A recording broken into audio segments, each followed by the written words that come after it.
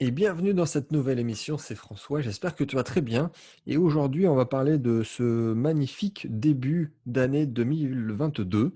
Après 2 années exemplaires de crise sanitaire, on passe sur un conflit armé plutôt fort sympathique avec énormément de conséquences pour l'Occident, à commencer, parce que c'est forcément toi qui es concerné et qui écoute cette émission, mais pas que.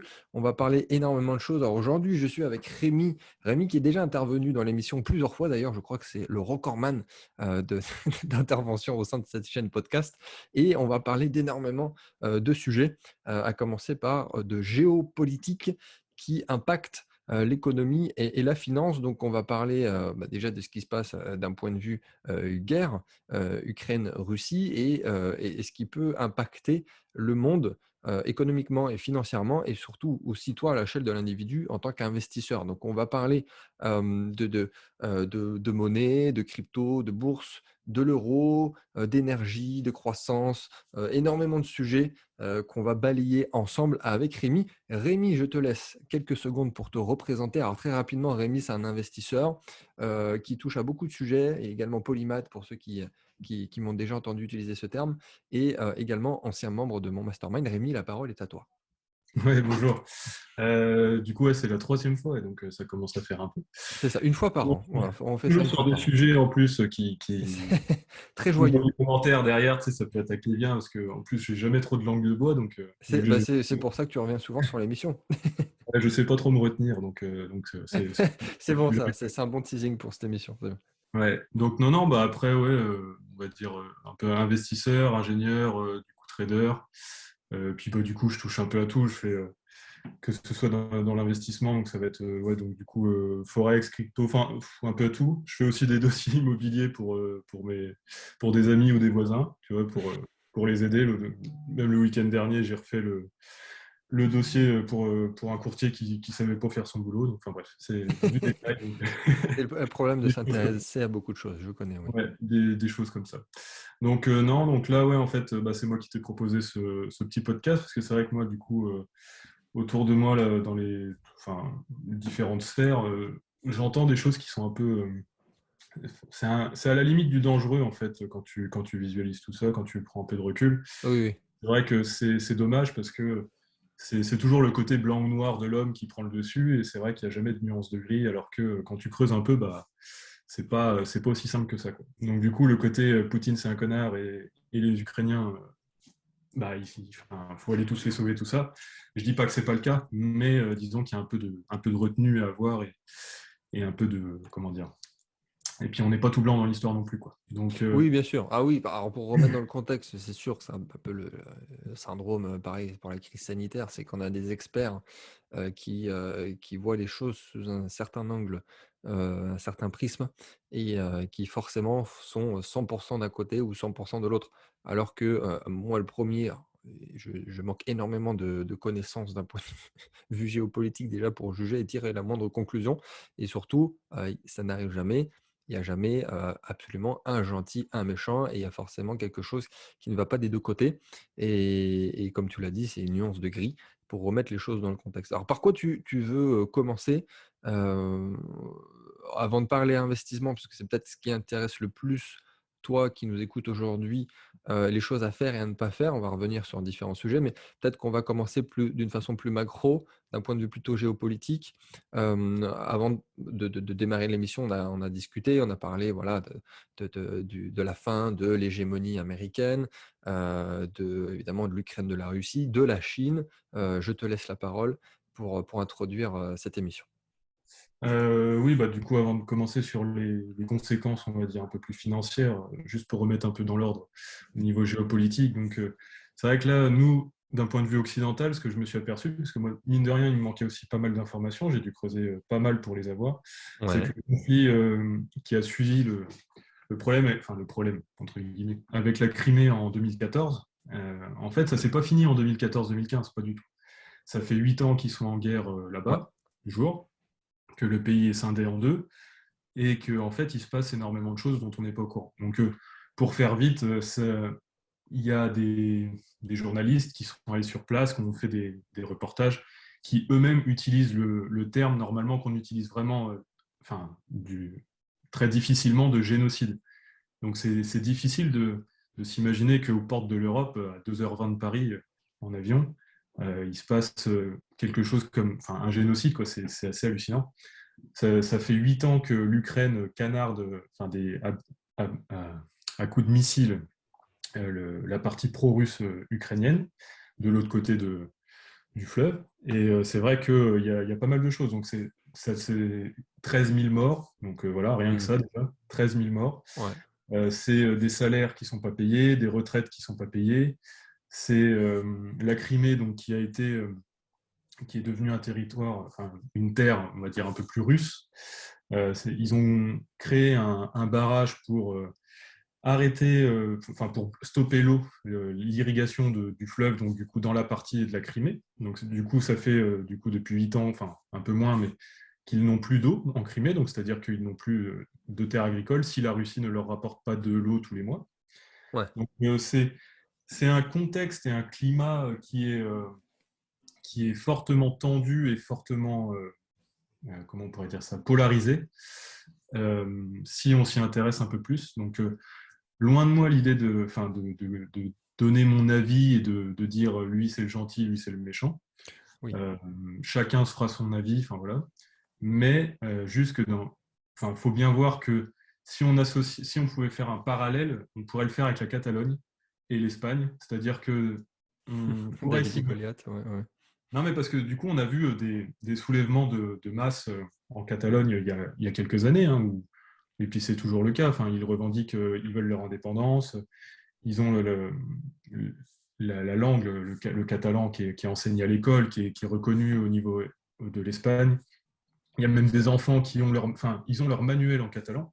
Mmh. Certains. Donc c'est vraiment on pourrait associer ça clairement à ce qui se passe en Ukraine. Et c'est pour dire, en fait, l'équivalent, ce serait que l'Espagne se coupe en deux et bombarde la partie Catalogne et mette à mal, en fait, ces Catalans juste parce que ils sont Catalans, quoi.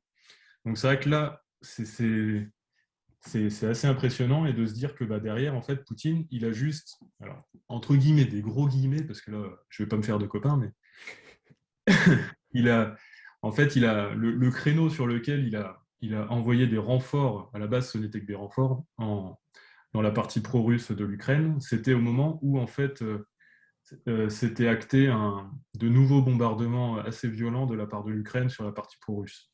Donc, c'est pas venu de nulle part. Il s'est pas levé un matin pour dire, tiens, ce matin, les Ukrainiens, j'irais bien les emmerder, j'irais bien les envahir.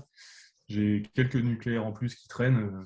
Enfin, voilà, c'est loin Oui. d'être le cas, c'est loin d'être aussi facile. Alors, on est d'accord, il y a aussi quand même une grosse question, d'énergie. Il y a pas c'est sûr qu'il y a le conflit déjà d'un point de vue, pays, civilisationnel, culturel et j'en passe et des meilleurs. Mais il y a aussi la question de l'énergie qui est très importante. Alors ouais, l'énergie, bon, déjà, il y a le côté culture, donc forcément, il y a un gros... l'Ukraine et la Russie sont des gros exportateurs de tout ce qui est blé, enfin de production agricole, on va dire. Je ne ferai pas la liste parce qu'en fait, l'Ukraine, après avoir creusé, je savais que c'était relativement important, mais je ne me rendais pas compte à quel point. Oui, moi aussi. Mmh. Mais c'est vrai qu'ils Il y a quelques sont matières dans le premières top et matières 3. précieuses qu'effectivement je ne savais pas à ce point-là. Ouais, c'est ça, ouais, ils sont dans Mmh. le top 3 de quasiment tout. C'est ça. Ah ok, non, vous êtes pauvre, donc c'est qu'il y a quand même anguille sous roche. En général, C'est exactement ça. mais Ils non, mais ont, c'est ça, le même économie que le Portugal alors qu'ils sont 30 fois plus grands, c'est mais ça. ils ont toutes les matières premières, c'est assez affolant. C'est vrai que tu vois, c'est la petite anecdote, mais quand tu te rends compte de la richesse de la région, tu as l'impression que c'est comme les pays africains ou Mmh. des pays sud-américains. Tu vois, tu dis, en général, quand tu as autant de richesse mais que tu n'es pas riche, c'est que derrière, il y a une manipulation à droite ou à gauche, tu C'est vois. ça, c'est Et soit tu de perds tout ton point de l'exploitation, vue, soit, ils travaillent, 30 fois moins bien qu'un Portugais, par exemple. voilà, mais bon. Là, pour te dire, vu le prix des matières premières, tu n'as pas besoin de travailler très bien ou très mal. Ouais. Normalement, tu fais quand même des ronds. Donc voilà, donc c'est vrai que ce côté-là est assez difficile à entrevoir, on va dire, de manière globale. Donc si je reviens sur la fenêtre de tir, enfin, pardon, sur le, Sans mauvais la jeu de date, mots. oui, oui, bien vu.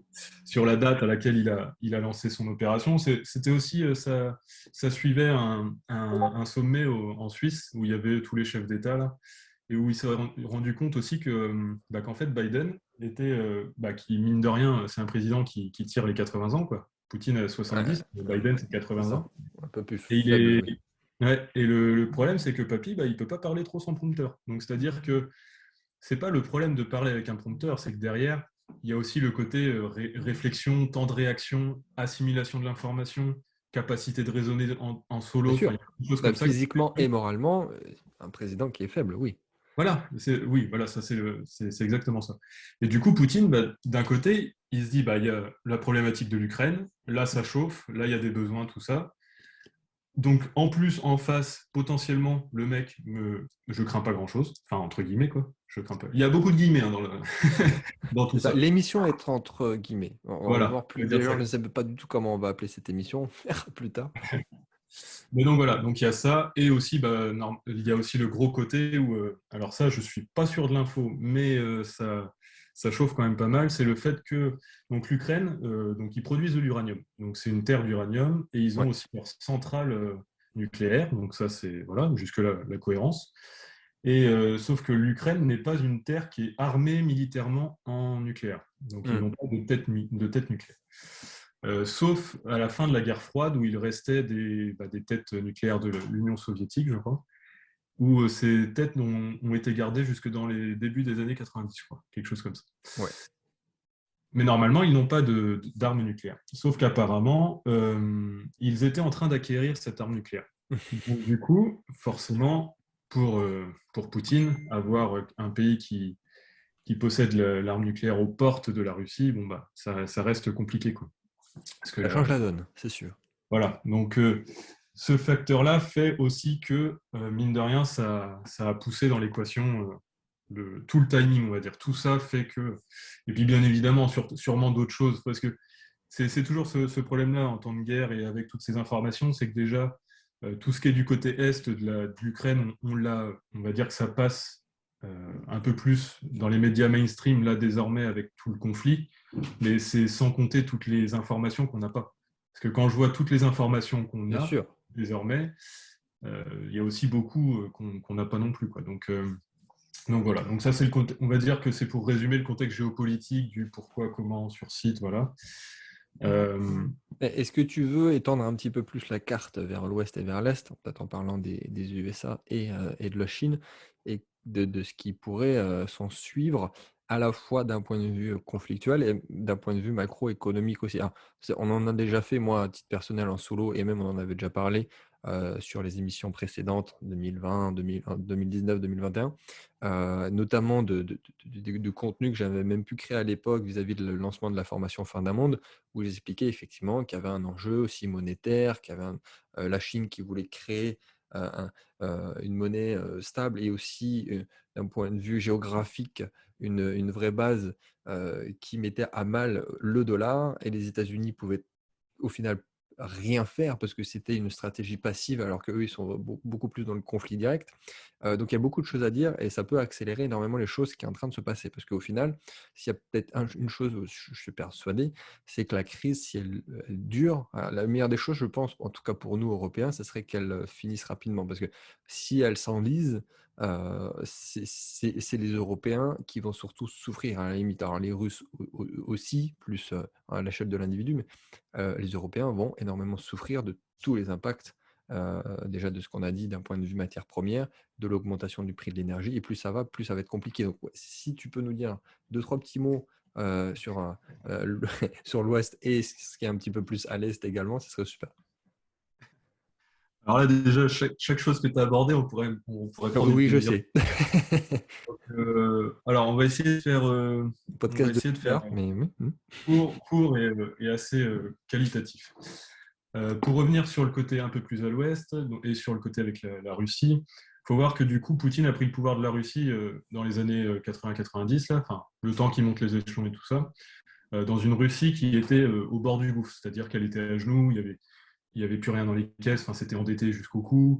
La longévité, enfin, on va dire que les gens vivaient pas plus de 60 ans, les filles se prostituaient, enfin, les hommes, c'était L'alcool. banditisme, enfin, c'était un pays qui était vraiment, enfin, c'était la fin de l'URSS, quoi. Donc, il a pris ce pays-là là, désormais, c'était un pays qui était revenu à un taux d'endettement de 20% de son PIB. Mmh, Sachant mmh. que la France, c'est 115%. Donc voilà, sachant qu'il a développé en parallèle une puissance militaire qui est la numéro un au monde, désormais, Oui. et que et qu'il l'a fait, enfin, aux yeux de tous. Enfin, là, pour le coup, il s'en est jamais caché, parce que les défilés militaires russes, on les voyait tous les ans, on voyait les nouvelles bombes avec les noms Satan 2, enfin voilà, donc tout le monde était prévenu que c'était, comment dire, il était en reconstruction d'un pays, aussi bien économiquement qu'en termes de puissance et d'aura au niveau. Clairement, oui, oui, oui. Mais pour le coup, ça n'a pas empêché l'Europe, enfin l'Europe, surtout les États-Unis suivis de l'Europe, et donc via l'OTAN, de ridiculiser la Russie en permanence. Ça fait depuis que Mmh, Poutine mmh, est mmh, au mmh. pouvoir, tu prends tous les conflits, même dans les journaux, que ce soit partout, l'image de la Russie, ça reste toujours une Russie, un grand pays, mais un pays faible. C'est toujours la Russie, enfin la Russie perd, enfin c'est jamais la Russie puissante, la Russie intelligente. La Russie est toujours mise comme un ennemi. Enfin, s'il y a un potentiel de développement, tu vois toujours le risque. Tu ne vois jamais l'opportunité, quoi que ce soit. Tu vois. Même en Ouais. termes de business, si on te dit il y a tel potentiel à aller en Russie, enfin, pour le coup, j'ai jamais entendu. Tu vois. On entend les Oui, petits pays de à l'Est. part le minage crypto à la rigueur, mais sinon, Ouais, non, mais voilà. Mais tu vois, t'entends certaines choses, les pays de l'Est, tu as des opportunités, des petits secteurs de niche et tout oui. ça. La Russie, tu as les mêmes secteurs, tu vois, avec même des potentiels plus intéressants. Et en fait, tu as toujours ce, Ouais. un Non, risque mais qui c'est est vrai, c'est vrai. inconscient, qui est ancré dans tout le monde, comme quoi la Russie, c'est un méchant. Tu vois, comme la Chine quasiment Oui, maintenant. bah, c'est propagande, assez soit agressive, soit voire même complètement inconsciente, mais que ça soit dans des films, que ce soit dans les médias, que ce soit oui, c'est un pays faible avec un mec, qu'il faut pas prendre au sérieux au pouvoir, quoi. C'est ça. Mais du coup, tu vois, Poutine qui vient du KGB, qui a des grosses connaissances et compétences en psychologie, en analyse de l'humain, tout ça, bah lui, en fait, ce gars-là, alors, c'est pareil, je prends des grosses pincettes, mais vous pouvez visualiser ça comme ça, c'est que Poutine, c'est un peu un équivalent en termes d'Hitler, en termes de, comment on pourrait dire ça, en termes de personnage historique. Ouais, C'est-à-dire ouais, la oui, oui. Oui, capacité, oui, de son la capacité. CV et de ce qu'il a dans la tête. Ouais, ouais. Ouais, et puis surtout vis-à-vis de son peuple, parce que tu prends la Russie, comment il a pris la Russie, on va dire, dans les années fin de 90, là, à post-URSS, tu prends l'État dans lequel était l'Allemagne quand Hitler est arrivé au pouvoir, Ah oui. tu es sensiblement sur des niveaux identiques. Et derrière, donc, bon, on va passer le cas Hitler, mais Poutine, il faut voir que. Non, non, mais je sais qu'il y en a beaucoup qui sont très. Pour moi, je trouve que c'est des personnages historiques qui sont très intelligents. Tu vois. La finalité fait que, mais Oui, c'est des oui, bon, ils personnages peuvent tous historiques. finir fous, certes, mais ils sont Voilà, mais de intelligents, toute ouais. façon, pour être chef d'État, il y a un moment, il faut avoir des biais psychologiques. Psychopathie, ouais. Voilà. Donc, si tu veux, voilà. Donc après, ça n'empêche pas les meurtres et tout ça, c'est condamnable, c'est tout ce que tu veux, c'est dégueulasse. Enfin, bref, mais sur le principe, la stratégie, l'évolution, la capacité la vitesse de réaction, enfin, d'anticipation, toutes ces choses-là, et aussi ce que les gens négligent, c'est que les gens, parfois, tu peux entendre tel personnage n'est pas intelligent, c'était un tel qui était intelligent. Ouais, mais ce que les gens ne comprennent pas, c'est qu'un personnage intelligent, en fait, il s'entoure de personnes encore plus brillantes que lui. Tu vois, tu t'es Oui, pas. oui, oui. Il met l'ego de côté et bien sûr, oui, oui. Voilà, c'est ça. Bah, je veux dire, c'est pas lui qui a créé des sous-marins, c'est pas lui qui a créé des porte-avions, des machins. Bah non, évidemment. Enfin, t'es pas compétent. Toi, tu sais qui mettre où, et après derrière, tu sais que le mec fera Ouais, tel c'est pas comme le chef avec tel. d'entreprise. C'est Voilà, et c'est pareil. Elon Musk, mais version politique. Voilà, d'où notre incompétence en France et en Europe, parce que on considère un État comme je sais pas trop quoi, un château de cartes ou n'importe quoi, mais un truc pour s'enrichir, alors que normalement, bah, tu pourrais attendre des performances, mais enfin, voilà. Donc ça, c'est un sujet à part. Mais tout ça pour dire que en fait, Poutine, il est soutenu par son peuple. Enfin, il était, du moins avant la guerre, là, il était soutenu par son peuple parce qu'il a réussi à ramener la Russie à un niveau de vie qui était très intéressant. Je ne te dis pas que le pays il était très développé et que les gens étaient richissimes, mais il y a quand même une quantité d'oligarques importante, enfin des milliardaires russes, on en entend parler à tort et à travers dès qu'on entend parler de milliardaires. Et le peuple moyen en Russie, c'est pareil, il a quand même un niveau de vie qui est beaucoup plus intéressant que ce qu'il était il y a 20 ans. Ah oui, Et oui, ça, oui. c'est grâce à Poutine, c'est une politique d'austérité qui a permis on va dire, à la masse de gravir petit à petit au niveau du niveau de vie. Mais donc voilà. Mais donc du coup, il faut bien voir que Poutine, ça fait 20 ans qu'en fait, qu'il subit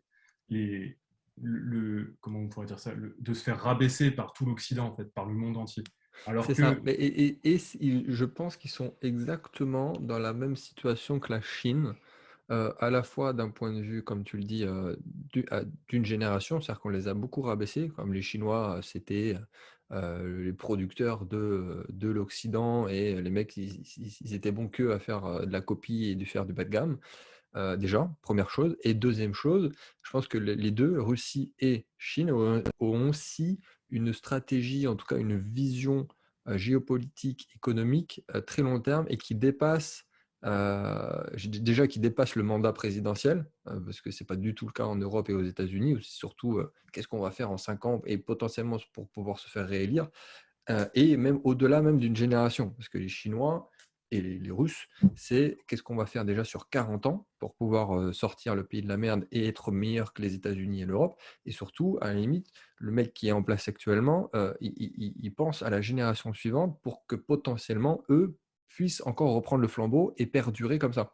C'est-à-dire qu'entre le yuan, les stocks d'or et j'en passe et des meilleurs, c'est une stratégie très très long terme. Et à la limite que les mecs qui sont en train de les mettre en place, qui étaient là dès le début, ne seront pas là pour voir les bonnes répercussions pour leur peuple.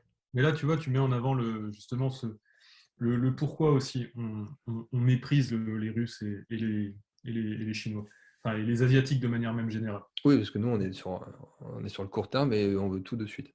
Ouais, mais c'est vraiment cette différence de visualisation à long terme. Nous, tu le vois bien, de toute façon, dans nos gouvernements, ils nous disent une chose et les 2 mois après, il n'y a plus rien qui tient. C'est vraiment ce côté-là. Même si tu avais un plan qu'à 5 ans, tu peux t'y tenir, en fait, ton plan à 5 ans. Parce qu'un 5 ans, c'est long. Tu peux faire des choses en 5 ans. Enfin, je veux dire, à titre personnel, tu fais des choses de ouf en 5 ans. Enfin, il y a des gens qui sont millionnaires et qui créent Ah oui, bah ça, plusieurs oui, boîtes en oui, 5 ans. je confirme. Je veux dire, c'est pas parce que tu as un dinosaure comme un État qui est très lent à bouger, tout ce que tu veux, que tu ne peux rien mettre en place. C'est pas possible. C'est totalement faux. C'est juste que derrière, on a une mentalité aussi du peuple qui fait que Hmm. c'est tout le peuple, en fait. Tu vois, c'est comme quand tu entends que. Moi, je sais que j'ai eu cette discussion-là. Alors, c'est des discussions qui sont très clivantes parce elles peuvent mal finir dans le sens où tu peux vite t'emporter si tu te raisonnes pas. Donc, moi, ouais, disons que je choisis aussi les interlocuteurs avec lesquels je les ai parce que derrière, c'est des gens aussi que tu peux brusquer, enfin, ouais, que tu peux perdre dans le sens où derrière, tu peux plus discuter avec eux, quoi. Ouais. Par Ouais, ce exemple, serait cocasse de faire une émission avec des gens comme ça, tiens, pour s'emporter en direct. ouais, voilà, ça irait vite, hein. Non, Ouais. mais du coup, c'est juste, tu vois, par exemple, le côté chinois où je sais que tu as des gens qui disent oui, mais s'ils n'avaient pas ce gouvernement-là qui les bridait autant, les Chinois ne seraient pas comme ça, c'est autant suiveurs, autant derrière le parti, autant tout ce que tu veux. Et ben, en fait, il faut savoir qu'on a aussi le gouvernement enfin, qui correspond à notre mentalité et notre psychologie, tu vois. Hum, hum, hum. Ouais, il y a des inconvénients, des avantages à tout, ça c'est sûr. Mais Oui, oui, mais on voilà. peut Mais pas, tout c'est avoir. disons que certes, il y a des choses qui sont bah, bon, on va parler des Ouïghours, il y a plein de choses qui sont Ouais. faites et dont on ne sait pas, peut-être, je ne sais pas, mais il y a des assassinats, il y a des choses comme ça qui. Mais bon, bref, c'est pas le sujet. Mais derrière, à côté de ça, il faut aussi voir que quand on parle de fonction exponentielle, tu regardes la Chine, c'est une fonction exponentielle. C'est intérêt composé, tu penses à la Chine. Enfin, je veux Ah, dire, bien sûr, là, la Chine, je n'imagine même pas dans 10 ans la puissance de la nation. Enfin, bien sûr. je sais pas si les gens se rendent compte en fait que là actuellement ils sont leaders ou quasi leaders sur tous les fronts, qu'ils sont repartis dans l'espace, que niveau fusion ils sont au top, enfin c'est-à-dire que énergie, agriculture, espace, enfin technologie, il leur manque juste. Alors là, ça va être le côté un peu guerre avec les États-Unis et Taïwan, mais il leur manque juste des petits composants électroniques Hum. pour être leader dans ces composants. Je crois que c'est des. Ouais, c'est ça. Oui, oui, pour l'ingénierie, Il n'y a ouais, que des Qualcomm pinces, ouais. qui est Pour la fait. tech. Voilà. Voilà. Et donc, du coup, il n'y a que ce côté-là. Mais sinon, derrière, en fait, ils arrivent parce qu'ils ont aussi ce côté-là où bah, tu vis pour la population. Tu vois. C'est vraiment ce côté-là, l'engouement total. Oui, ouais, mais ça fait des Pas que pour toi. décennies qu'ils ont lancé ce plan d'action et qui n'ont pas changé de chemin en cours de route. Voilà. Parce que du Voilà. coup, même s'il y a des pertes quelque part, bah ouais, mais le problème, c'est qu'on est obligé d'avoir ces pertes pour avoir l'objectif final. C'est pas le, tu vois, c'est la différence de la France. C'est on a quoi à disposition? Ah ben on peut faire que ça. Alors que dans ces pays-là comme la Russie et la Chine, du coup c'est qu'est-ce qu'il faut qu'on fasse? Donc bah faut qu'on trouve ces moyens-là pour faire ça. C'est la Voilà. différence de mentalité en fait. Ça s'arrête, ça va pas plus loin. Voilà, ça veut dire que c'est l'avantage de l'autoritarisme, pour le coup aussi. Ouais, bah, après tu sais, est-ce qu'il ne vaut mieux pas une bonne dictature qu'une mauvaise démocratie? Ça c'est toujours la question. Exactement. Mais bon, Hem, bref, ouais, on s'écarte un peu. non, non, non, non, mais très, très, très bien, très Après, pertinent tu aussi. vois, pour revenir sur le côté Chine et Russie qui ont un peu la même vision, du coup, on en parlait tout à l'heure, la question se posait au moment où les Russes ont attaqué, enfin, ou Poutine, parce qu'au final, il a attaqué tout seul, mais où Poutine a attaqué l'Ukraine, c'était de savoir, par contre, là, ça aurait pu être vraiment dangereux, c'est si la Chine s'emparait de Taïwan, parce que du coup, là, on parlait donc, il y a le côté hégémonie américaine et potentiellement la prochaine hégémonie chinoise. C'est qu'à Taïwan, en fait, il y a TSM, donc Taïwan semi-électronique, semi, je sais plus comment, merde, bon, bah, TSM. Ouais. Et c'est eux qui, en fait, qui ont tous les microprocesseurs et qui fabriquent toutes les puces et tout ça. Et le problème, c'est ils ont des machines dont la Chine n'a pas les technologies. Donc ils essayent d'avoir enfin bref, avec des espions, tout ce que tu veux, de choper cette technologie-là. Mais le problème, c'est que la Chine ne possède que la technologie du grade inférieur. Et il leur faudrait encore quasiment 10 ans pour obtenir cette technologie.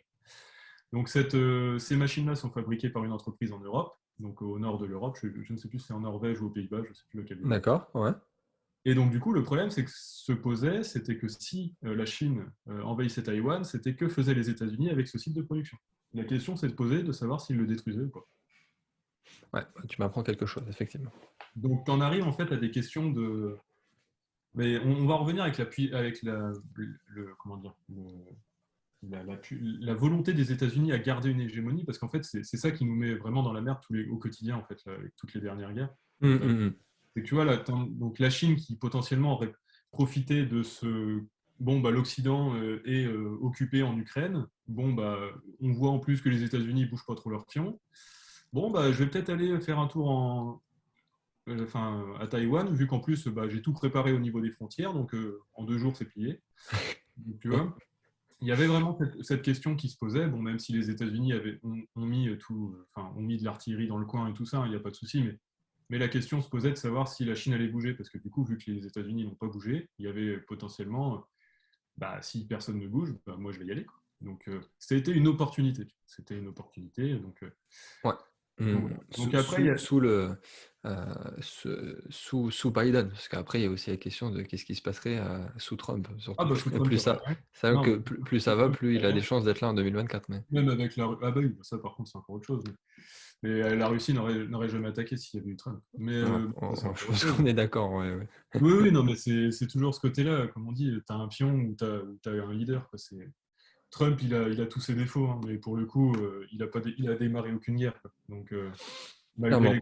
toute la grande gueule qu'il avait, il s'est engagé nulle Ouais, part. c'est ça. Il est allé serrer la main du Nord-Coréen, et puis, enfin Ah voilà. oui, ça serait passé Même pas différemment, ça, c'est spécialement, sûr. hein, en plus, il m'a fait chier en bourse, donc je t'avoue, je t'avoue que pour le coup, à tweeter tous les 4 matins pour des conneries dès qu'il se levait ou dès qu'il Ah ouvrait non, la mais je gueule. suis d'accord, ça Bon. c'est sûr. Mais bon, après, derrière, au niveau international, il est exécrable, mais bon, derrière, de ce côté-là. Non.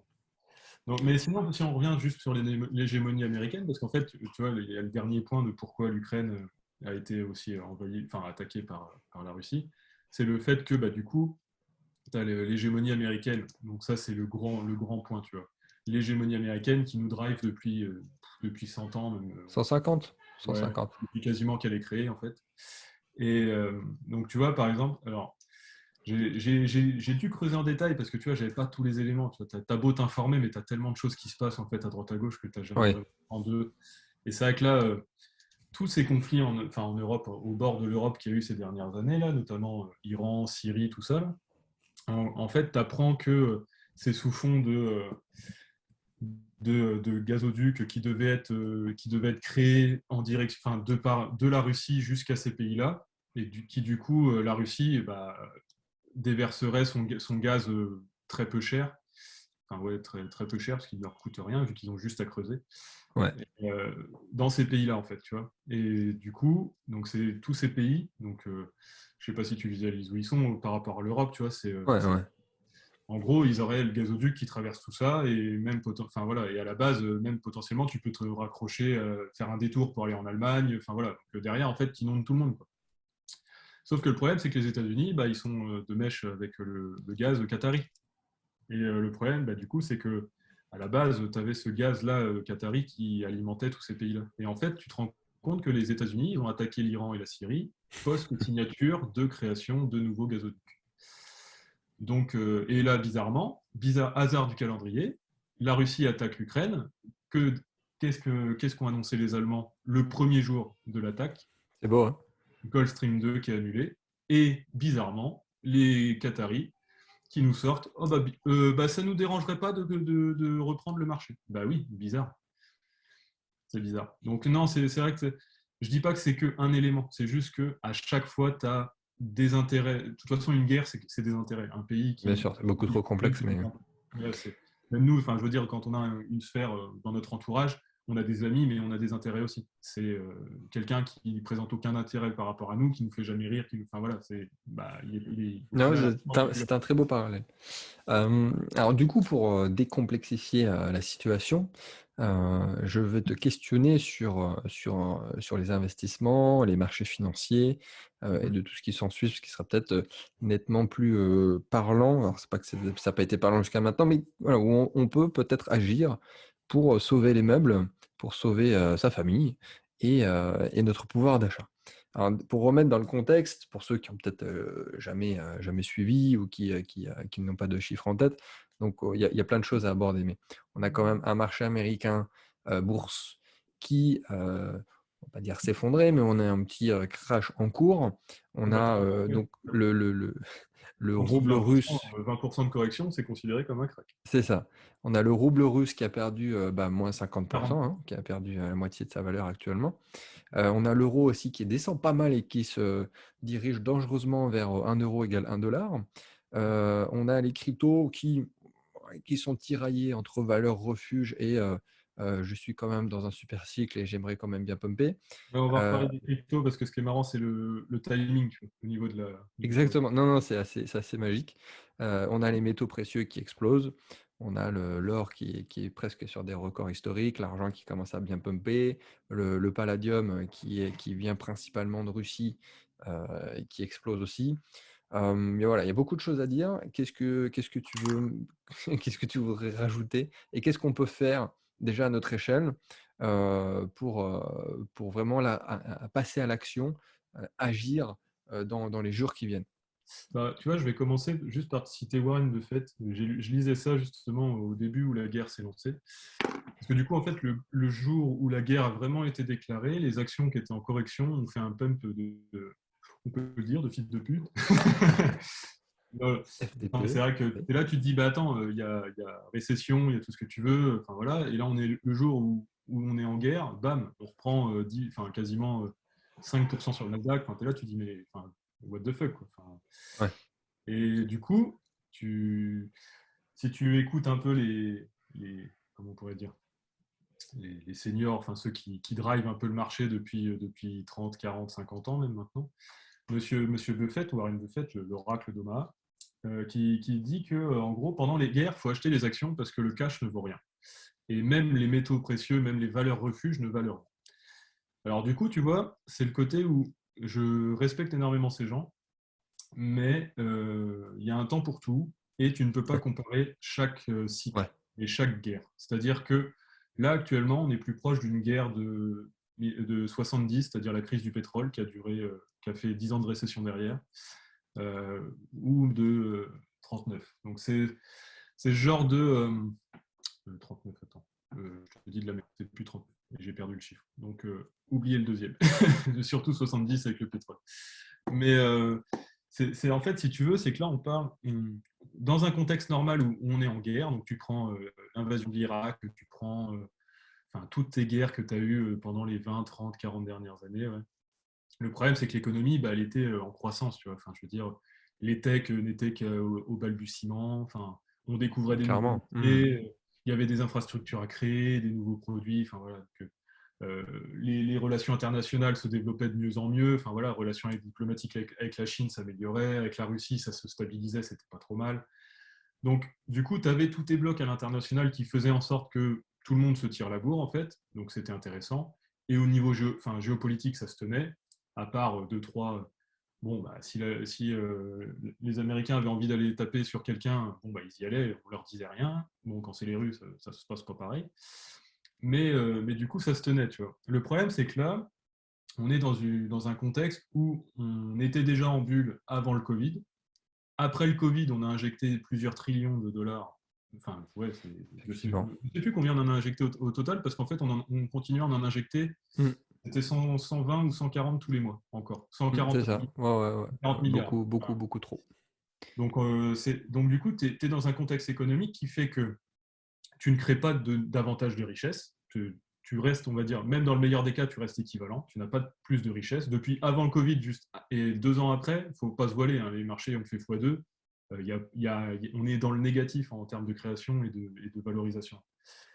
Donc, tu n'as rien de mieux. On est beaucoup plus haut et on te dit lâchez votre cash et achetez des actions. Alors moi, du coup, impossible. Enfin, je veux dire, tu prends tous les secteurs. J'ai deux, trois secteurs en tête que je suis assidûment, tu vois.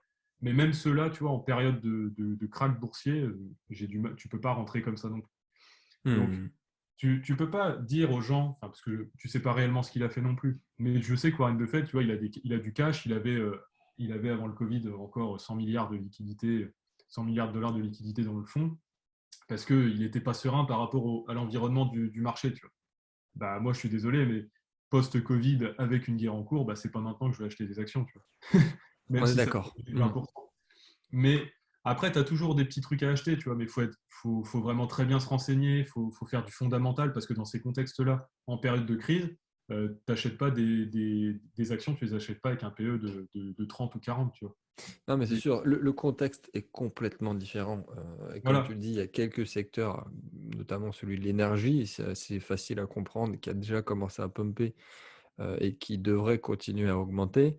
Sinon, pour rester strictement sur la bourse, ouais, point de vue structurel, c'est fort compliqué. ouais, c'est ça. Euh, Ah, et puis si tu veux, c'est si pas c'est demain la veille qu'on sera fixé, je pense.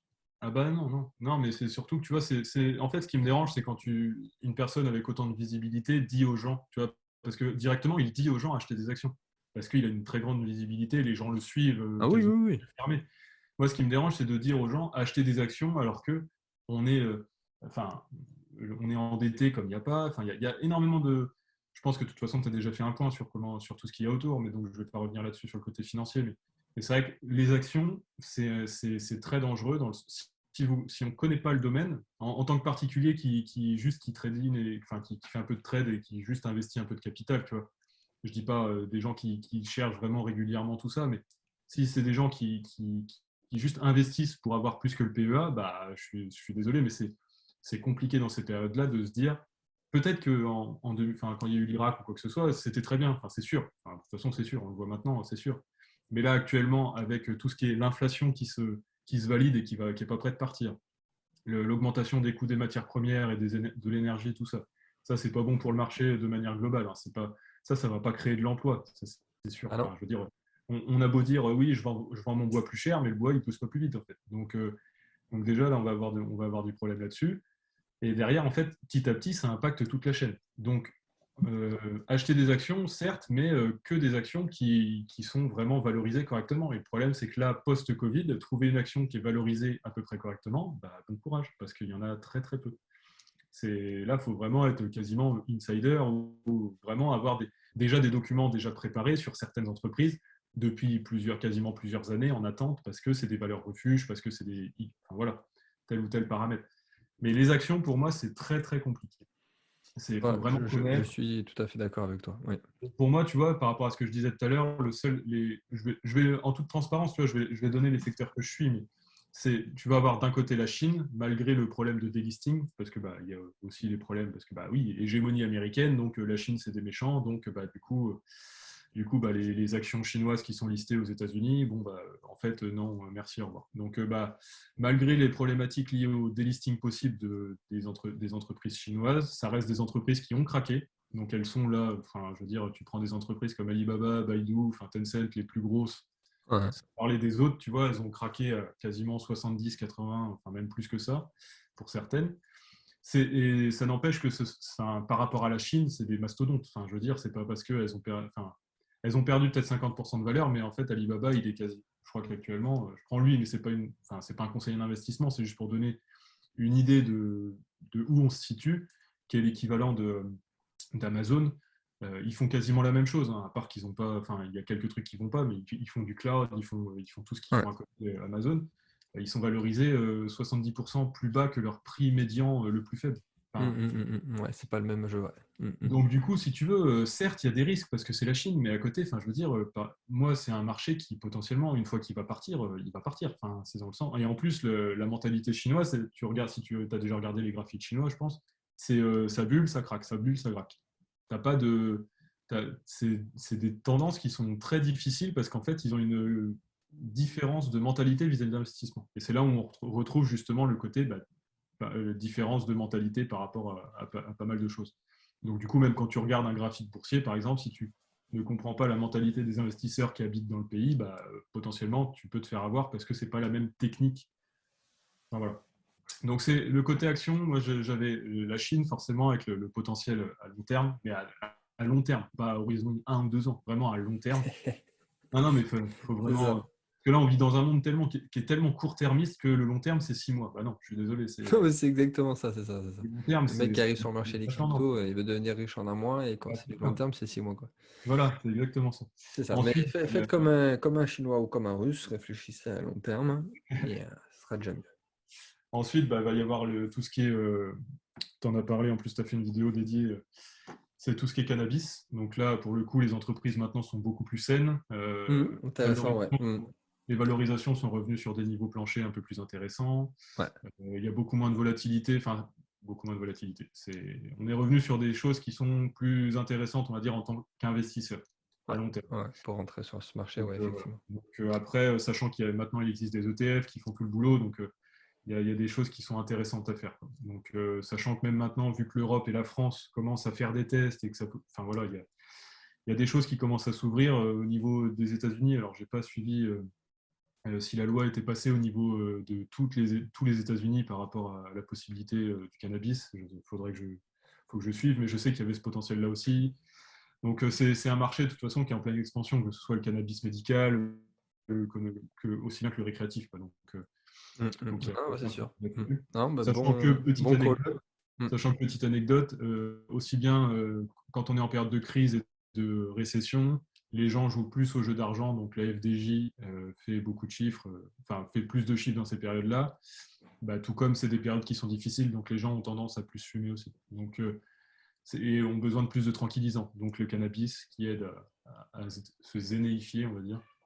Et donc, c'est en fait, tu vois, c'est dans cette logique-là, tu vois, il n'y a pas que le côté graphique, il y a vraiment aussi le côté environnement d'un État qui potentiellement peut aller mal, d'un environnement où ça peut pas très très bien se passer. Et ben, en fait, dans ces moments-là, les gens ont quand même besoin de dépenser l'argent dans quelque chose soit qui les Ouais. fait espérer un gain d'argent parce qu'ils n'en ont pas, soit qui les fait se déconnecter un peu et voilà. Soit investir dans le métaverse.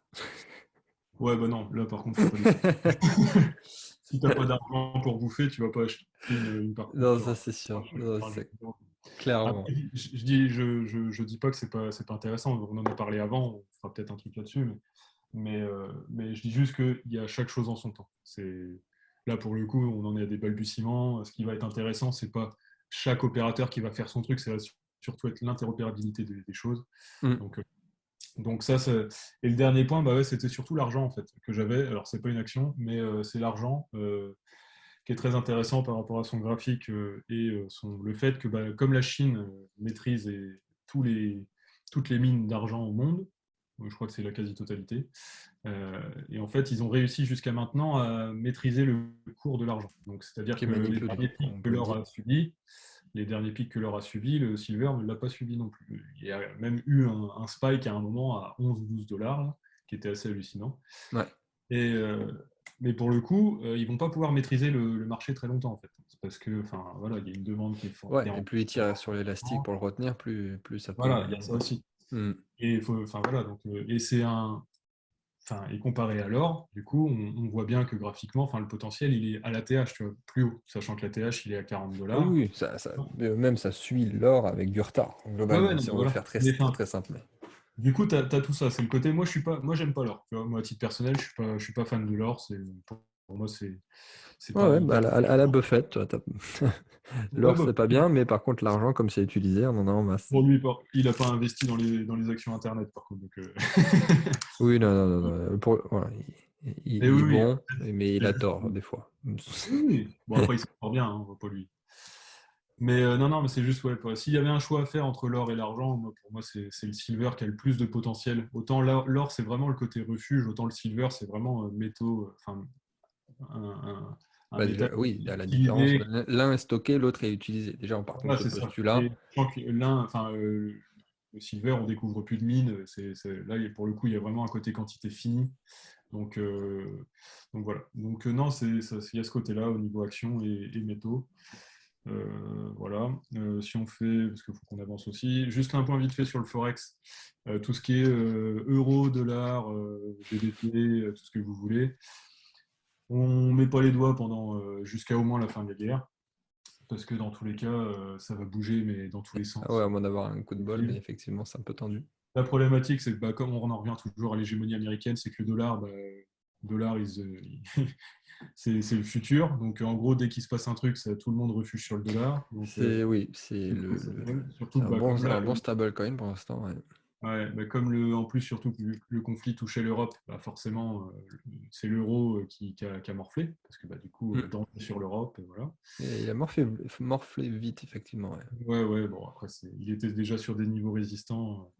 Mais c'était même sans ça, tu vois, il était possible qu'il y ait des conneries qui soient faites dessus. Donc, quand tu sais en plus les montants qui sont joués dessus et que tu te dis il y a possibilité que ça fasse les débiles, tu te dis il y a quand même des choses qui sont qui sont assez violentes.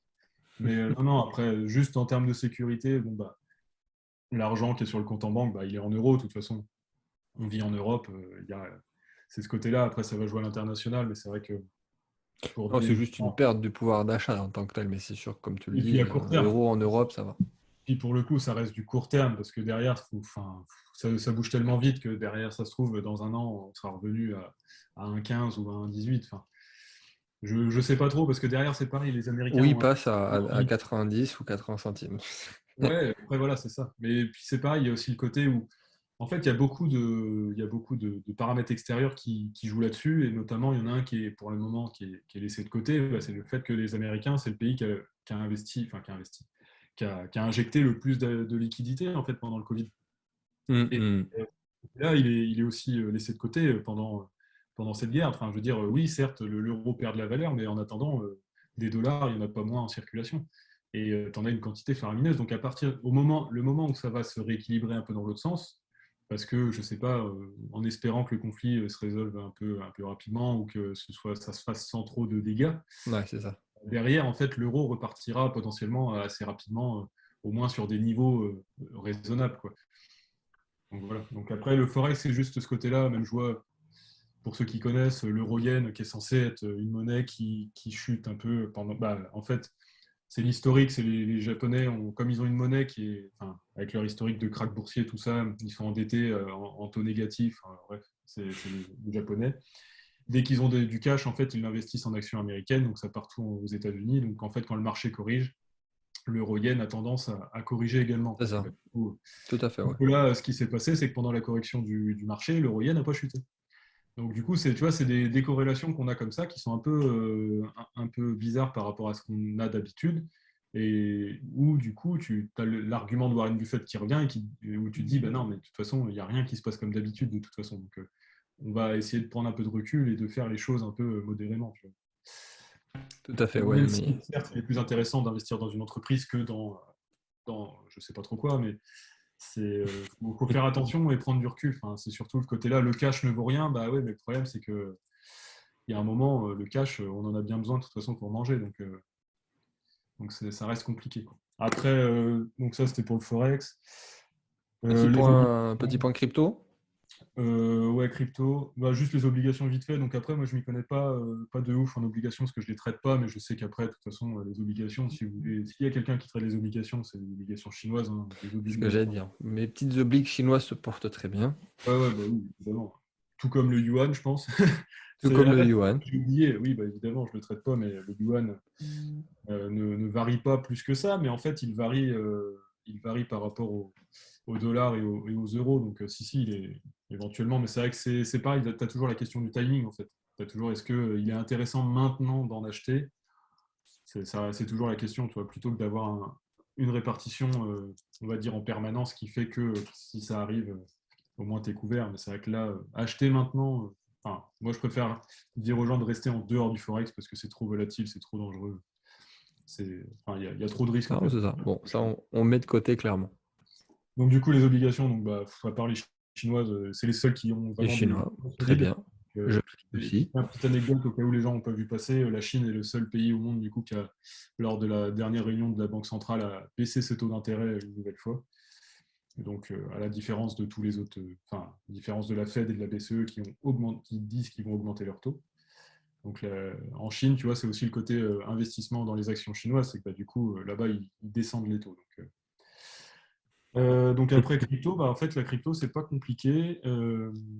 La crypto, ce qui est intéressant, c'est que alors, pour les gens qui connaissent pas, je pense pas, mais c'est juste pour refaire un vite fait niveau technique, c'est que c'est une monnaie créée par un ingénieur. Donc, c'est-à-dire que il y a tout le côté logique que va avoir l'ingénieur, et donc il y a directement l'inflation et les intérêts, enfin, ce qu'on pourrait aussi associer aux intérêts d'une entreprise, sont déjà dans le code ADN, on va dire, de ouais, la blockchain.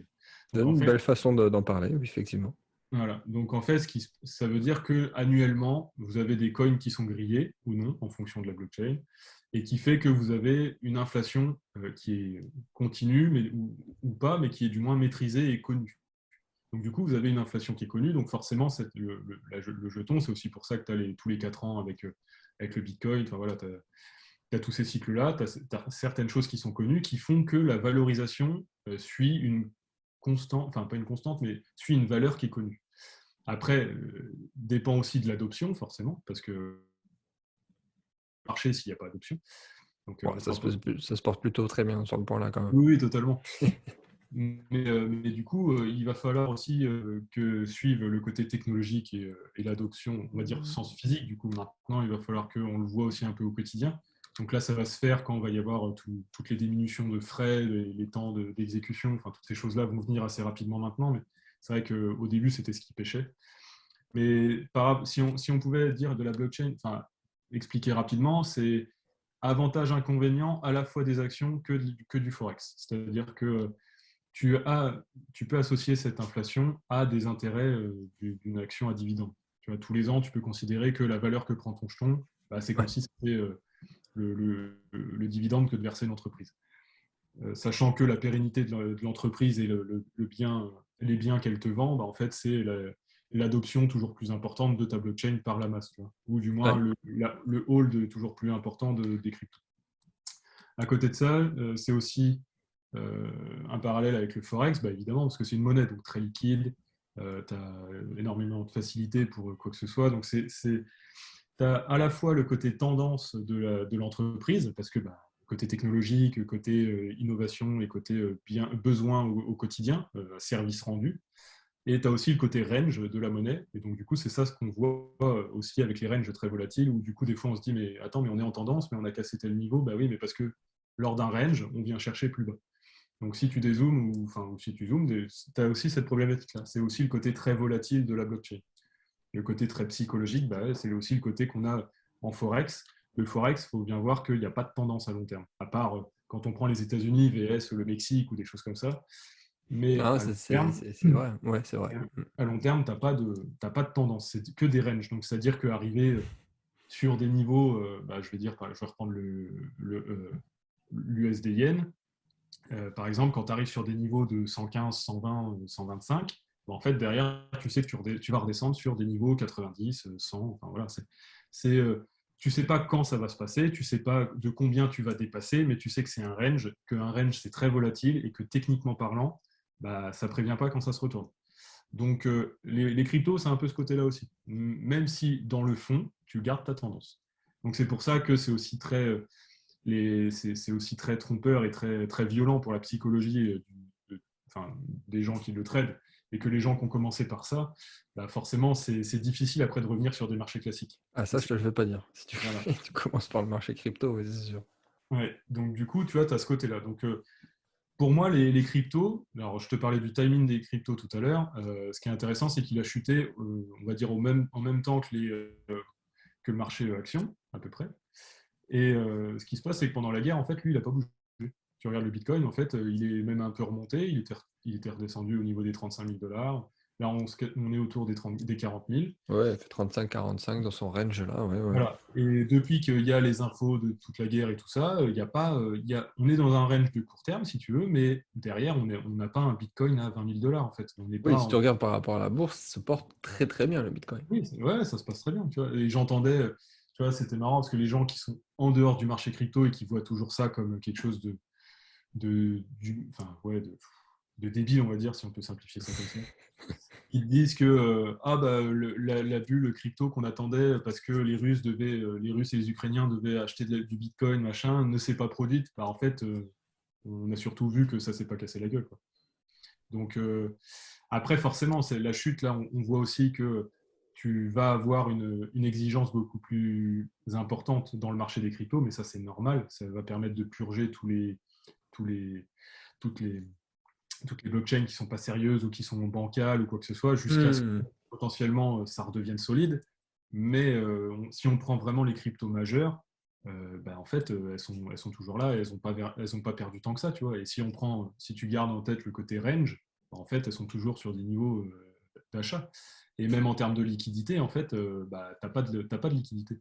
Si tu prends le Bitcoin actuellement disponible sur les plateformes d'exchange, t'en as pas. Et ça, ce qui est un peu, c'est pas paradoxal, mais si tu prends la valeur la valeur des bitcoins actuellement en circulation, et si tu voulais le ramener à zéro, tu n'aurais besoin que de quelques milliards de dollars, mais à peine, tu vois. Ouais, Alors ouais, je vois que ce que tu veux dire. la capitalisation totale du bitcoin, c'est plusieurs centaines de milliards. Donc, tu, tu vois bien que tu as une incohérence, en fait. Tu vois bien que tout le monde hold, tu vois bien qu'on a des prix qui ne sont pas en Non, mais je cohérence. crois même le niveau d'illiquidité du Ouais, Bitcoin, ouais, je crois, bah oui. est à un record historique Ouais, actuellement. c'est ça. Mais tu sais aussi très bien qu'à partir du moment où ça va repartir, par contre là, ça peut être potentiellement violent. Exactement, Et c'est ça, c'est pas du tout liquide, pardon, et en plus, je crois que ça fait 5 ou 6 mois qu'on est sur des records aussi de capitaux entrants sur le marché. ouais, ah bah oui, mais c'est pas étonnant. C'est pas étonnant. Mais du coup, derrière, c'est pas là, tu vois, c'est toujours pas le côté de dire faites all-in sur les cryptos ou quoi que ce soit. C'est pareil, il y a toujours ce côté. Faut arrêter. Enfin, je veux dire, le marché crypto, il peut perdre 30% en une journée et en reprendre 40 le lendemain et reperdre encore 50. Enfin, À peu près le principe, oui. tu peux pas investir tout de suite, mais il y a des zones à investir et clairement là, les gens qui investissent, s'il y avait vraiment un endroit à investir relativement safe, c'est maintenant. Tu vois, enfin, là Ah pour le oui, coup. bah là, clairement, on est sur des points d'entrée, on doit acheter maintenant, Ah bah oui, oui. on ne Mais doit pas même on dit vendre. déjà acheter plus haut si tu veux, mais pour le coup, là, enfin, je veux dire, tu vas pas pouvoir faire beaucoup mieux, quoi. Enfin, C'est ça, ça. parce que, enfin, je veux dire, là maintenant, avec le niveau d'adoption des pays, enfin, je vois, tu prends le Salvador et tout ça, qui se sont engagés au niveau étatique en tant que refuge, tout ça, enfin, ça a pris des proportions beaucoup plus importantes. Enfin, voilà. Ah, Tu peux pas c'est te ça. dire que tu peux pas te dire le Bitcoin à 10 000 $, à 10 000 $ demain. Bah non, en fait, non, c'est pas possible. Surtout dans un contexte de guerre. Alors, si on en revient à Warren Buffett, si on repart du principe que l'argent liquide n'a pas de valeur, et si on reprend le fait qu'une crypto-monnaie, c'est comme posséder une action, derrière, en fait, on se rend compte que l'alternative au fiat devient la crypto-monnaie par sa stabilité assurée par la blockchain. Tu vois. Non, mais c'est clairement ça. C'est, bon, certains l'appellent à la fois la valeur refuge que doit avoir le rôle de l'or et en même temps, le la valeur refuge que devrait avoir le vrai fiduciaire et l'évolution du fiduciaire, en fait, tout simplement. Ouais. Après, moi, j'aime pas dire, tu vois, que les cryptos sont une valeur refuge parce que pour moi, c'est clairement quelque chose de disruptif qui doit être utilisé. Donc, du coup, même tu vois, le hold et tout ça, à long terme, tu vois, j'ai un peu de mal par rapport à l'utilisation de la blockchain en tant que telle. C'est Mais ce bien côté-là sûr. où il y a quand même un juste milieu à trouver par rapport à To the Moon et bah, l'utilisation au Ah bah, je quotidien. suis le premier à le dire. Comme je suis aussi potentiellement le premier à le dire qu'à la limite, on n'aurait jamais dû avoir la possibilité de ressortir du marché crypto. C'est une fois que tu es dedans, tu peux plus ressortir. Ouais, C'est une théorie que j'ai. C'est-à-dire qu'à la limite, tu le gardes ou tu l'utilises. Vraiment, on parle de token utilitaire. ouais. Mais sinon, oui, enfin, tu fais faire du hold bêtement. Après, ça peut être une stratégie d'investissement en bon père de famille, mais c'est pas la vision, la philosophie et tous les enjeux qu'il y a derrière, c'est pas ça. Voilà. Donc après, voilà, donc mon point de vue sur les cryptos, bah, il y en a quelques-unes qui sont très intéressantes, hein, évidemment. Il y en a qui sont plus disruptifs que d'autres, il y en a qui sont plus installés que d'autres. C'est ça, ça, c'est Ça bouge très vite. d'autres sujets, c'est sûr. Après, ça bouge très vite, c'est pareil, tu vois, mine de rien, une blockchain, une ligne de code, donc ça tient à grand-chose. Ça Ouais. tient à grand-chose. Donc, pour le coup, c'est pour ça qu'il ne faut pas aussi enfin, faut pas mettre tout son capital là-dedans, parce que du jour au lendemain, on a vu il n'y a pas longtemps des gens qui sont partis avec la caisse, enfin, tu t'en vois et t'en verras, enfin, c'est très compliqué. Mais c'est pour ça qu'il faut faire ses recherches et tout comme une action, on n'investit pas n'importe comment, n'importe quand. Il y a des moments où il faut FOMO, mais il y a des moments où il ne faut pas fun non plus, quoi. Enfin, voilà, et puis c'est toujours le côté où est-ce que vous êtes là avec du capital qui vous servira dans 6 mois pour manger, ou est-ce que c'est du capital que vous pouvez oublier 2, 3, 4 ans et jouer avec sur des niveaux intéressants ou quasiment oublier, quoi. C'est vraiment ce côté-là.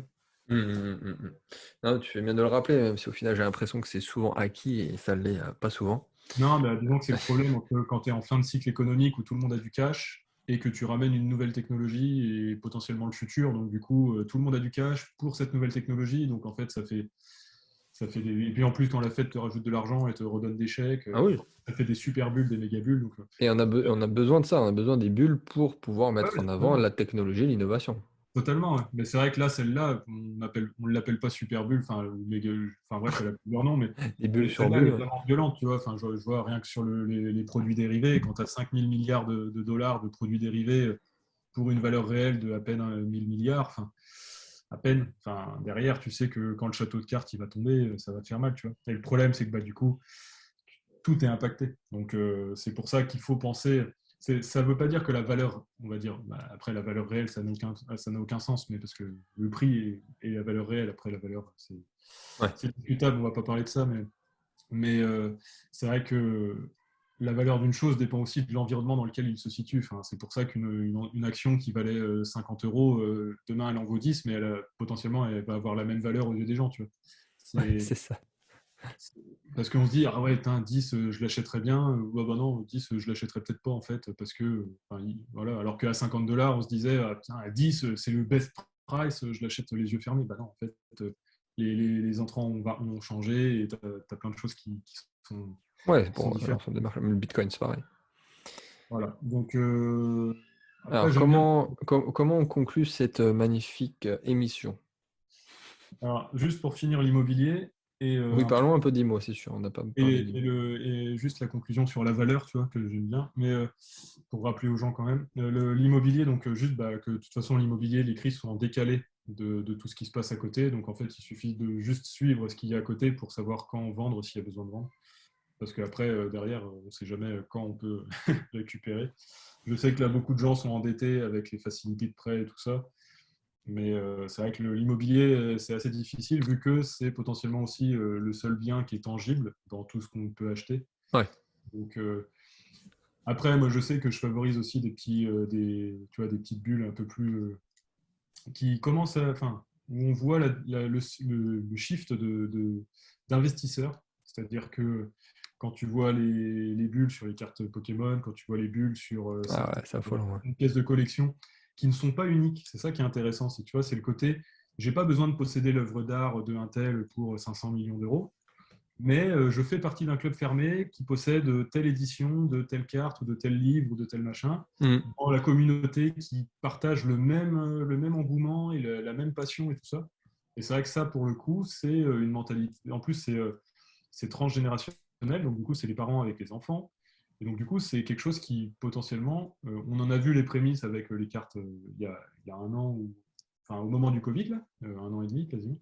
Ouais, petit Et, bip sur les cartes Pokémon, et effectivement. je pense que tu vois, c'est le genre de choses qui est intéressant dans les prochaines années, dans le sens où il est possible qu'une fois que, si un jour on revient avec un marché un peu plus stable, on va dire, les gens auraient une envie d'avoir des pièces comme ça de collection, même à l'unité, tu vois, pour faire partie d'un peu du milieu. Parce que les gens, ça les intéresse plus maintenant, tu vois, dans un monde où t'es minimaliste et tu fais attention à l'environnement, tu fais attention à plein de choses, ça ne t'intéresse pas trop d'avoir une œuvre d'art enfin, à 150 000 dollars, tu vois. Enfin, ça reste des marchés de niche pour quelques personnes. Du coup, je pense que, tu vois, entre Ouais. le métaverse, qui va être une manière aussi de dématérialiser un objet que tu as chez toi, avec la blockchain et avec le NFT, les NFT, du coup, tu peux associer les deux et tu t'imagines un monde où, en fait, potentiellement, la valeur ne se ferait plus dans des œuvres d'art qui ont certes un patrimoine historique, mais qui sont très bien dans des musées, en fait. Ouais. Et toi, chez toi, posséder une édition limitée de quelque chose, enfin, voilà, mais de quelque chose qui possède un environnement et un marché. Parce qu'il y a des passionnés, des gens qui, sur les années qui suivent, et bah, du coup, cette passion, quand tu te remémores ces choses-là, tu te dis ah ouais, c'était génial, ou tu en reparles, tu revisionnes, tu relis. Enfin, tu vois, c'est ce genre de choses-là, tu le partages avec tes enfants. Bien sûr, quand même, d'un point de vue investissement, l'alternatif est de moins en moins alternatif. Voilà, c'est un peu ça. Donc, c'est le genre de choses-là que je privilégie plus, on va dire, par rapport à des actions ou enfin bref, différentes choses, tu vois, c'est plus tangible avec une possibilité de le rendre intangible derrière avec les NFT, tu vois. On fera une autre émission, Rémi, sur les Mais NFT du et coup, méta. tu Non, vois, mais c'est passionnant aussi, pour ouais. finir sur la valeur, tu vois, et le côté un peu transparence, tu vois, le lien même avec. Donc, à la base, on était quand même sur la Russie, mais c'est rappeler quand même que en fait, le pourquoi on arrive plus, on s'est détaché de la politique et des gouvernements actuels, c'est un manque de loyauté à long terme, tu vois. Donc, eux n'ont pas rempli leur contrat et leurs Ouais, successeurs non plus. Donc, petit à petit, en fait, on s'attend à ce qu'ils ne remplissent même plus leur contrat, tu vois. Donc, c'est-à-dire que peu importe le contrat, on sait qu'il ne sera pas tenu. Tu as beau avoir, c'est écrit noir sur blanc, tu sais que enfin, ce ne sera pas écrit, et ce qui n'était pas écrit, par contre, sera tenu, parce que tu n'étais pas au courant. Et en fait, pour retrouver une confiance, de toute façon, que ce soit au quotidien avec quelqu'un de ta famille ou avec des amis ou quoi que ce soit, ce dont tu as besoin, c'est de la transparence. La transparence, ça passe d'un côté par la blockchain, donc retrouver la confiance dans les systèmes financiers passe par la transparence et la sécurité. Donc la blockchain, c'est oui, un outil qui peut être utilisé et qui tout sera à fait. utilisé. Donc ça, c'est un point. Et deuxième point, tu vois, je t'en avais déjà parlé, c'est ce qu'on on pourrait le simuler, enfin pas le simuler, l'imager par les chevaliers à l'époque du Moyen Âge. À l'époque du Moyen Âge, un marché un marché, que ce soit à l'intérieur d'un château ou de murs ou d'un État, ne tenait pied que par la confiance que tu avais dans le monarque et son système de chevalerie qui Oui, c'est le permettait principe de la de fédéralité, oui, bien sûr. voilà. Mais ces chevaliers, on parle d'actes de chevalerie, enfin de chevalerie, être chevaleresque et être loyal, parce Ouais, que c'est des gens qui, malgré l'argent que tu pouvais leur donner, restaient loyaux. C'est-à-dire que tu avais beau être payé, on va dire, 50 écus le mois, si tu avais, on va dire, un rival, un voisin qui disait bah, attends, je te donne 10 pièces d'or et tu vas m'assassiner le blaireau là-bas, bah, du coup, tu vois, c'est ça qui faisait que tu avais une vraie loyauté envers un ouais, il y avait monarque. les vraies Parce valeurs. que, Ouais, ouais, parce que en c'est fait, vrai. les personnes qui surveillaient ta porte pouvaient être celles qui t'assassinaient en fait la nuit. Et ça, c'est ça ce qu'on appelle la loyauté et c'est comme ça qu'un marché fonctionne. Et avant, les garde-fous, c'était justement ces chevaliers. Là maintenant, le problème, c'est que là où avant les chevaliers étaient garants du marché, actuellement, c'est le marché qui est garant de notre fonction étatique et de tout ce qui m'entoure, le fisc aussi. Mmh. Donc c'est l'inverse, tu vois. Là, maintenant, c'est le marché qui est garant de. Donc si le marché se porte bien, l'État se porte bien. Sauf qu'en fait, ça marche qu'un temps, ça. Ça, c'est parce qu'on l'a dopé, parce qu'on cache des choses, parce que ça plaît à tout le monde aussi. Tu vois, un marché Ouais, qui. c'est de l'opium. Voilà, les gens vont pas se plaindre d'avoir un emploi. Mais le problème, c'est que quand ça se casse la gueule, le problème, c'est que bah, tu n'as plus le pourquoi le marché était viable, tu vois. Pourquoi ce marché était bien. Tu n'as plus cette loyauté qui était autour, qui te montrait que ça valait le coup. Si le marché se casse la gueule maintenant, comme ton système autour ne vaut rien, bah, du coup, tu n'as plus rien qui ne vaut rien. Donc le seul moyen de retrouver une confiance dans quelque chose qui ne vaut plus rien, enfin qui ne vaut plus rien, aux yeux des gens, parce que c'est toujours la question de la valeur, et bah, du coup, c'est d'instaurer un système de transparence. C'est pour ça que l'un des pays où la population a le plus confiance dans son système, ça va être les pays du Nord, parce que Ouais. tout ce qui est le salaire des têtes dirigeantes est sur Internet disponible, le patrimoine est disponible, enfin voilà, toutes ces choses-là, ils ne peuvent pas t'arnaquer. C'est-à-dire qu'ils te disent quelque chose, tu vérifies et tu sais directement que c'est en incohérence. Donc en fait, ils ne peuvent pas t'arnaquer. Ouais, C'est c'est ce différent. côté-là. Donc la transparence, dans les prochaines années, va être l'un des points majeurs que ce soit de l'élection politique ou de pas mal de choses, tu vois. Enfin, parce qu'on nous ment tellement et il y a tellement on est tellement déçus depuis 10, 15 ans, 20 ans, si tu Ouais, à veux, tous les niveaux, oui. à tous les niveaux, que Mmh. du coup, il n'y a plus. Tu le ressens aussi dans les relations du quotidien. Cette confiance n'existe, c'est pas qu'elle n'existe plus, mais elle est beaucoup plus poreuse et fritable rapidement, tu vois. C'est pas qu'elle n'a pas la même valeur, mais Ouais. elle est plus difficile à avoir et aussi, elle a quasiment plus la même valeur. Mais c'est parce que les gens ne savent plus exactement ce que c'est de faire confiance et de donner et d'avoir quelque chose sur lequel se baser, quoi. Donc du coup, la transparence, en passant notamment. La blockchain, c'est pas que le côté, oui, c'est vrai que. Enfin, on parle de blockchain et tout ça, mais c'est vraiment le côté, la philosophie de la blockchain aussi derrière. C'est vraiment ce côté. Si les gens ont eu besoin de sécurité et de transparence, c'est bien, ça vient de quelque part. Et derrière, ce côté-là, de c'est vrai ou c'est faux, qui vient aussi à la base de l'instauration des ordinateurs et des téléphones, hein, enfin du monde électronique, l'IT. Hein, tu crées une ligne de code, bah, c'est vrai, elle marche ou elle marche pas, tu vois. Enfin, Ouais. c'est que ça. Petit à petit, on s'est fait aussi formater par les choses qu'on essaye de formater nous-mêmes. Mais c'est vrai qu'il va falloir qu'à long terme, pour retrouver une cohérence dans la société, tu vois, que ce soit de l'investissement, tout ça, on ait de la transparence qui nous permette Et c'est à la long vraie révolution de terme. la blockchain, c'est la confiance. Voilà, Ce qui est au final, ce qui a le plus de valeur, même d'un point de vue économique et dans les échanges, c'est la confiance. Si j'ai confiance en toi, je peux faire du business avec toi. c'est ça. Et en Mais parlant du que coup, d'ailleurs de business, et c'est le cas pour tout. Donc c'est la vraie révolution. Et comme tu le dis, la philosophie de la blockchain, c'est la confiance. voilà, parce que du coup, le cercle, en fait, la boucle, si tu veux, c'est je n'ai pas besoin de transparence quand j'ai la confiance. Parce que je sais qui tu es, on a un vécu ensemble. Le problème, c'est que quand ce vécu est négatif, tu as besoin de la transparence pour retrouver cette confiance.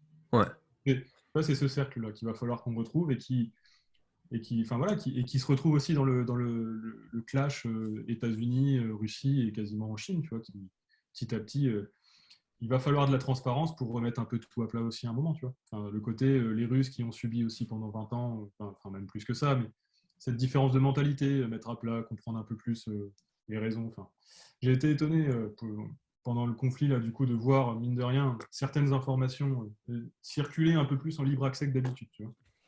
Et, enfin voilà. Donc non, ouais. Juste bah, ouais, terminer sur ce point sur cette valeur qui est, je pense, qui est très importante pour la suite, tu vois, même si le contexte actuel est un peu tendu, en espérant que ça aille pas beaucoup plus loin, tu vois, parce que bon, mine de rien, ça reste toujours de la souffrance, et tu vois, même si, enfin moi, tu vois, la journée, tu es derrière ton PC ou tu fais quelque chose, et tu penses toujours aux gens qui sont en train de se faire bombarder, donc hum, hum, hum. mais puis bah, surtout dans la tête que Poutine, j'espère me tromper, mais il a un profil quand même à être capable d'utiliser l'arme nucléaire, donc tu sais que quand ça te trotte dans la tête, t'es pas serein non plus, quoi. Donc, Exactement. Merci beaucoup Rémi pour cette superbe émission. On est parti de Poutine, on a fini dans le métaverse en passant par le cannabis. Donc, C'était passionnant. Et comme on se l'était dit avant de démarrer, l'émission, que la croissance n'est pas non plus infinie. Il y a que 2 choses qui sont infinies, c'est l'imagination et l'univers. Heu, est-ce que tu veux rajouter un petit mot, un petit conseil peut-être, avant de clôturer cette émission qui a duré presque, 1 heure et demie? Ouais, bah, on a fait mieux que d'habitude. C'est le contexte Ah, qui le ouais. Après, si tu me permets de clôturer par rapport à ce dont on discutait un je te peu laisse le avant. dernier mot, oui, effectivement. Du coup, c'est vrai que là, on est dans un monde un peu qui est fini, où il n'y a pas forcément de vision à long terme. C'est vrai que ça bloque pas mal de monde, et c'est vrai que moi, ça m'a bloqué aussi à un moment donné sur la vision à long terme, que ce soit au niveau de l'emploi, au niveau des matières premières et de l'énergie et pas mal de choses. C'est vrai que l'environnement aussi n'est pas respecté, et on ne va pas dans ce sens-là. Donc c'est vrai que quand tu prends certains éléments d'high-tech, enfin, de, que ce soit le métaverse ou les voitures autonomes, le manque de métaux, enfin toutes ces choses-là, la Ouais, blockchain, on peut créer un monde en fait enfin créer un monde. On pourrait transformer le monde actuel très rapidement dans quelque chose qui presque s'entretient, tu vois, mais où la problématique serait pas quel est ton travail, mais qu'est-ce que tu fais de ton temps libre, parce qu'on en aurait tellement ouais, c'est beau. qu'on saurait pas quoi en faire.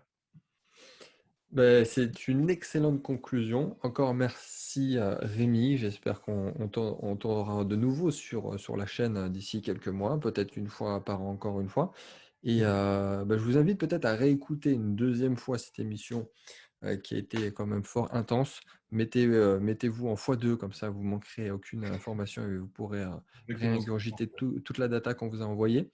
Heu, j'espère que ça aura été impactant et que vous pourrez tirer les bonnes conclusions, même si, comme on l'a très bien dit, il va falloir attendre sur beaucoup de marchés et investissements que ça se tasse avant de pouvoir prendre des vraies décisions. Comme je le dis souvent, il n'y a pas que acheter ou vendre, il y a aussi patienter et ce que très peu de personnes savent faire.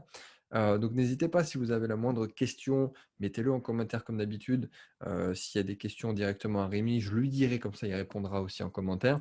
Et voilà, on se tient au courant à une très prochaine, très proche émission qui va arriver très bientôt sur les cryptos. Et on se dit à très bientôt, à très vite. Au revoir.